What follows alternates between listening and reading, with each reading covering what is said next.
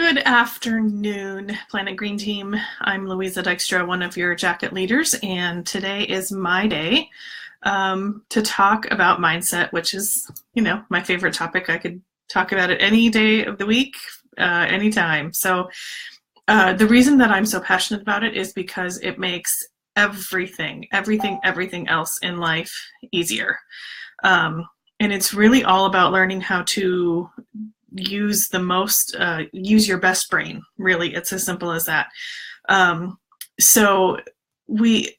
reason that I love it so much, first of all, if you think of just like the emotion on your face, how your face responds to emotion, okay? So when you're happy, excited, joyful, your face literally expands, right? And then when you're frustrated or scared or, that kind of thing, your face literally contracts. And that is a picture of what's going on inside your brain. Like that same blood flow is happening inside your brain. So that's the first thing to know, is just simply when you're conscious of your emotions, and you get yourself in a good emotional place before you take action, then you're thinking with your best brain, okay? So now the important thing to know about mindset is it's really not about pretending. It's not about feeling awful dread, anger, fear inside and just acting. Now sometimes we'll do some goofy acting to kind of help you get there, but really it's about authentically learning that we can learn how to control our thoughts, control our emotions. I don't know about control, that's an awfully harsh word, but just how to direct our thoughts and emotions. So let me first of all give you an example. Let's just take a super common business example, which I don't know if you've ever heard this before. Something like, I don't have as many bookings as I want. I'm having a hard time getting bookings. I'm struggling getting bookings. Anybody ever heard those words before? So let's talk about how to move that into thinking with your best brain. So first of all, the word struggle has become one of what I call the S words. Struggle, should, and supposed to are like my red flag words for, okay, this is like a really immediate clue that you're not thinking with your best brain. So what we want to do is develop some easy techniques for you, first of all, just to catch yourself, not beat yourself up. Okay, so there's none of that. Oh man, I said struggle again. I'm so stupid. I can't get. No. Okay, there's no step that says beat yourself up. You just catch yourself, and then you say, "Oh, okay, good. Caught myself. How can I think with my best brain?" So if you're saying the word struggle, it's really easy just to switch it to, okay, I'm going to focus on. Okay, instead of I've been struggling with bookings, it's all right, I want to focus on how to make bookings come more easily. Simple, easy flip. You can do that on any subject, but you see how differently that feels. So your brain is working in a completely different way. So the other thing about our brain is just the way it is physically built. Whatever we're thinking about perpetuates itself. So when we talk about things, or even just when we think about things, we think we're just thinking about or talking about the past. But because of the way our brain works, anything we're thinking and talking about is literally predicting our future. Because our brain has a filter that decides what we notice and what it chooses to notice. Out of all of the stimuli that are going on around us at any given time, what it chooses to notice are what matches what it's expecting. So if you, again, are going around with, I'm struggling getting bookings, people aren't wanting to book parties, your brain is literally, remember, only 5% of our brain is conscious, 95% is autopilot. Your autopilot knows all of the signals of people who don't want to book a party, and your brain is literally drawing your attention to people that are giving off the body signals of not wanting to book a party, and that's who your brain is going to have you notice, and that's who you're going to ask. So that's why mindset is so critical. So we want to get our brain looking for the things that we do want. So in that case, you would just, one of the quickest things to interrupt a brain cycle, or when you want to change the thoughts you're doing, is to pull out a sheet of paper, because handwriting is a shortcut to your autopilot brain. So you would sit down and write out, okay, let's that's what I don't want. Now, what do I want? And okay, what are the characteristics of people that make really good hosts? They are people who have fallen in love with the product. Or they're people maybe that really love to entertain in their home. They're people that are really outgoing. Now, does this mean that you're never going to ask someone who's not outgoing to book a party? No, but you want to get your brain focused on a different kind of person. So sit down and write out, these are the ideal characteristics of a host. And already you're going to feel things moving differently in your brain. So that's one of the biggest keys in our business. When we are our own boss, honestly, we're going to be successful when we feel like working, because there are some people who have gotten really good at just making themselves work, whether they feel like it or not. That's not very many people. So our strongest position is when we are so excited to work that we just can't even stop ourselves. When you think, oh goodness, I have to call this person and tell them about mattress cleaner because, someone told me that their child is just got diagnosed with asthma, or, whatever it is, when we just can't stop ourselves from being so excited about sharing what we have to share, that's when we're in our strongest position. So let's see. I feel like I've been blathering on a little bit. So what we've talked about so far are thinking with your best brain is when you have that emotion on your face that knows it's expanded, that's happening inside your brain. So there are some times when you catch yourself focusing on, I'm struggling to get bookings, and you can easily say, oh, okay, caught it. I'm going to start flipping to what I do want. Now, there are some times when your emotion has more momentum than that. And so if let's say you're really stressed about money or something really emotional going on in your life, and you can't just oh, okay, I'm going to sit down and write a list of my children's ideal behavior, right? Like some days, whoa, I just can't just flip that switch so easily. So that's when the emotional scale is probably one of the most valuable things that I've learned in my life. And Dana Wilde just came out with a new graphic describing the emotional scale. So I will post that in the comments when I'm done here. But it's just simply knowing which emotions are easy to move to from others. So when you're in a feeling of hope and excitement, it's really easy for you to move to a space of, I know this is going to work. And to really milk kind of the good emotion, build up more momentum. If you're in a space of really being fearful about your family's finances or someone's health in your family or that kind of thing, you can't just flip a switch and say, I know it's going to work, right? Because again, we want to authentically move ourselves on the emotional scale, not just pretend. So learning, and this is the sequence that I use the most, is knowing that from fear, the easiest place to move to that is a positive movement is anger. And when you're in fear or worry, and you can consciously move yourself into a space of being angry. Now, it doesn't mean you're going to stay there. And if you do this with a pen and paper, you can do that. But let's say that you're fearful of, okay, I need the money from this business. We've got bills that we can't pay, whatever you're in a space of fear about. You want to start moving into anger. Now, remember, again, you're not going to stay there, but it's the logical movement. So you can be angry about things that have happened that caused bills. You can be angry about people that aren't seeing your vision for how valuable Norwex products are, that kind of thing. But the point is that anger moves you into a place of power as opposed to the place of fear as powerless. Now, the key again, not to stay there, but to keep moving.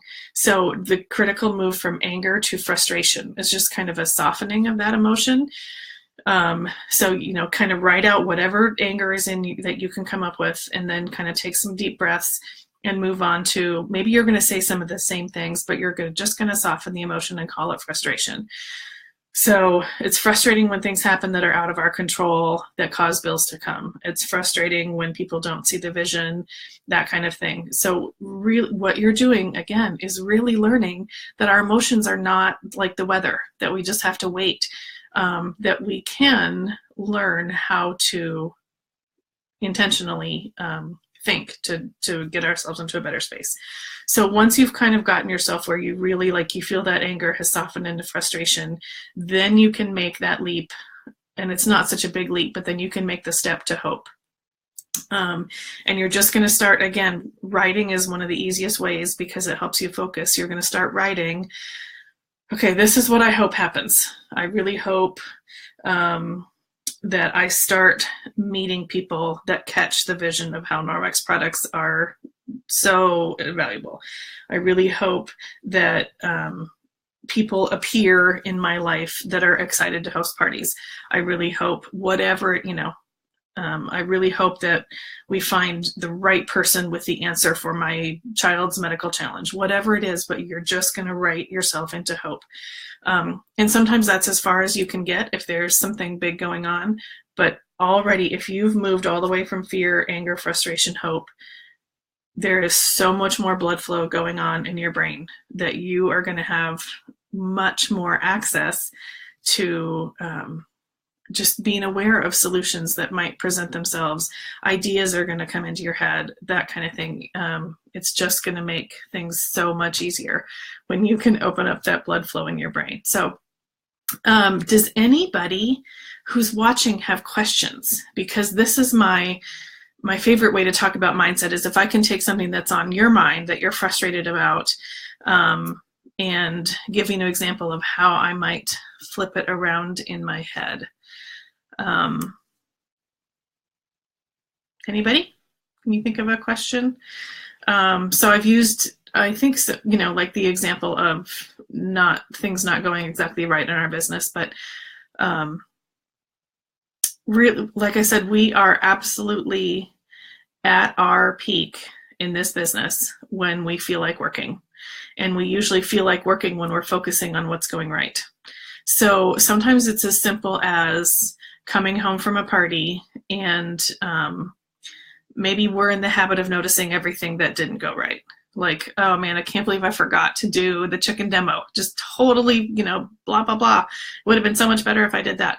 Or sometimes people, team members will call me and say, ooh, Patricia, that is a really good one. I'll talk about that in a second. Sometimes people will call me and say, I didn't get any bookings or something. And it turns out that they had like a $1,300 party. Everybody at the party just bought what they wanted instead of booking. Or sometimes people will come home and say, oh man, I had like $250 in sales and I had all these people in the room.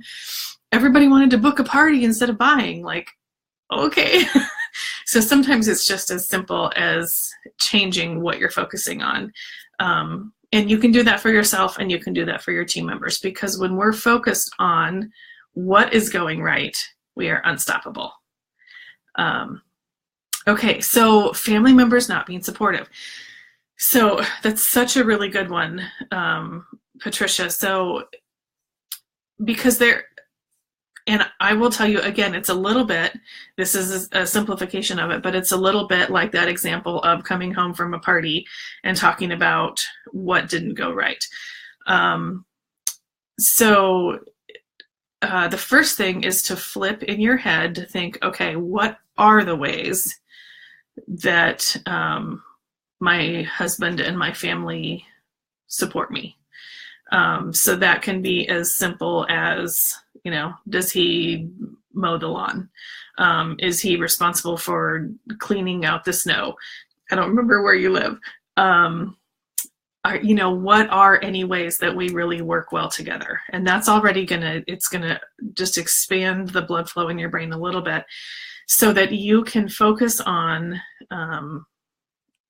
it's kind of like catching your kids doing something right, except it's not even about giving him feedback. It's just about changing the perception in your head, because it's something that I know it's not magic. I know it's brain science, but every time I see it work, I'm kind of blown away all over again.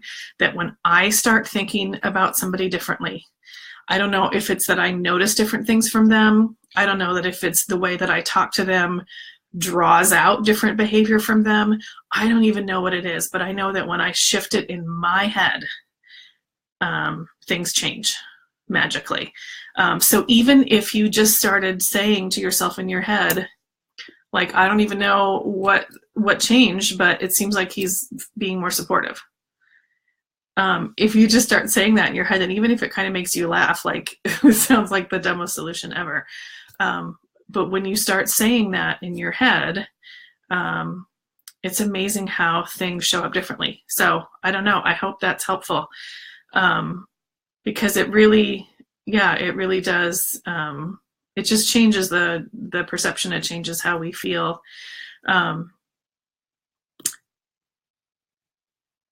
Yeah. Any other questions? I think I really want to get that emotional scale graphic in the comments. But I think the biggest thing is just to be aware in your business, in your family, in your marriage, be aware of emotionally how you're feeling, because that is really going to change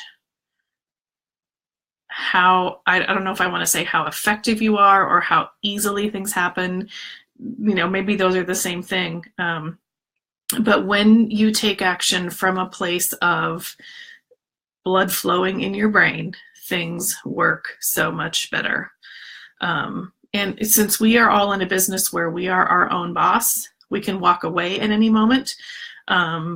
So really what keeps us going, what keeps us on fire, is really focusing on the successes we've had, big or small. It can be, think about the product in your home that if it, magically a genie took it away, you would think, oh my word, how would I ever survive without that? And, for me, it's more than just one. Like, if mattress cleaner wasn't made anymore, I don't know what I would do. If I didn't have body claws, like, oh my word, we would have to go back to like soap. So just that can kind of get you refocused on how grateful you are for the products. Think about any feedback you've gotten from any customer about how much they love the product. Any of your team members who said, oh my goodness, the money that I made at that party sent my daughter to circus camp, whatever it is. So by focusing on what's going right, you're literally making your brain work better, and putting you on track for more success in the future. So, and Patricia, it is a lifelong journey but the fun thing is the more you practice it, the better you get. Thank you, Krista. So anybody who wants to kind of go deeper into it, Ashley, you are so sweet. So Dana Wilde is the person where I've learned most of this mindset stuff from. And she has a monthly membership group called Train Your Brain University. It's she calls it $1 a day. It's $30 a month. I think right now there's a free week. So maybe I'll go look up the link for that as well. Because she's doing like a spring into action thing in that group where every morning an action pops up. And it's things like, sit down and think about your very best customer, happiest customer you ever had, that kind of thing.